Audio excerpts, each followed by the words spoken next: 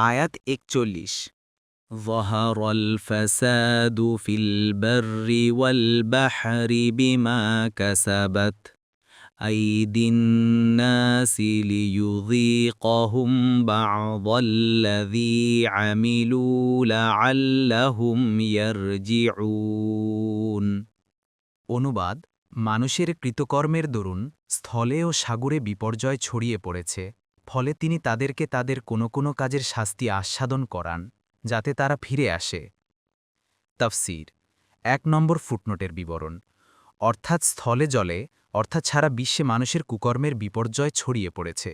বিপর্যয় বলে দুর্ভিক্ষ, মহামারী, অগ্নিকাণ্ড, পানিতে নিমজ্জিত হওয়ার ঘটনাবলীর প্রাচুর্য, সবকিছু থেকে বরকত উঠে যাওয়া, উপকারী বস্তুর উপকার কম এবং ক্ষতি বেশি হয়ে যাওয়া ইত্যাদি আপদ বিপদ বোঝানো হয়েছে।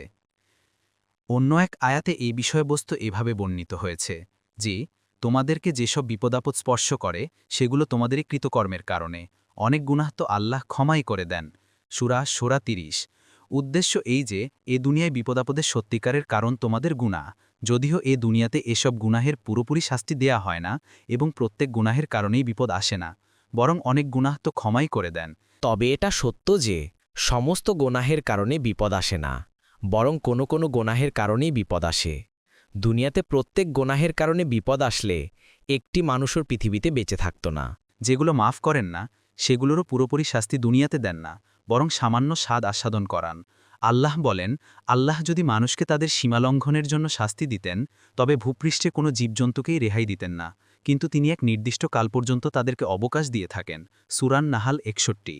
এবং সেখানে আল্লাহ আরও বলেন, রেহাই দিতেন না, কিন্তু তিনি এক নির্দিষ্ট কাল পর্যন্ত তাদেরকে অবকাশ দিয়ে থাকেন। সূরা ফাতের ৪৫। কিন্তু কিছু গুনাহ তো আল্লাহ মাফই করে দেন। যেগুলো মাফ করেন না সেগুলোরও পুরোপুরি শাস্তি দুনিয়াতে দেন না, বরং সামান্য সাদাস্বাদন করান। ২ নম্বর ফুটনোটের বিবরণ। কাতাদাহ বলেন, এটা আল্লাহের কর্তৃক মুহাম্মদ সাল্লাল্লাহু আলাইহি ওয়াসাল্লামকে রাসূল হিসেবে পাঠানোর আগের অবস্থার বর্ণনা, যখন জামিন ভ্রষ্টতা ও অন্ধকারে পূর্ণ হয়ে গিয়েছিল। তারপর আল্লাহ যখন তার নবী মুহাম্মদ সাল্লাল্লাহু আলাইহি ওয়াসাল্লামকে পাঠালেন, তখন মানুষের মধ্যে যারা ফিরে আসার তারা ফিরে আসলো। তাবারি।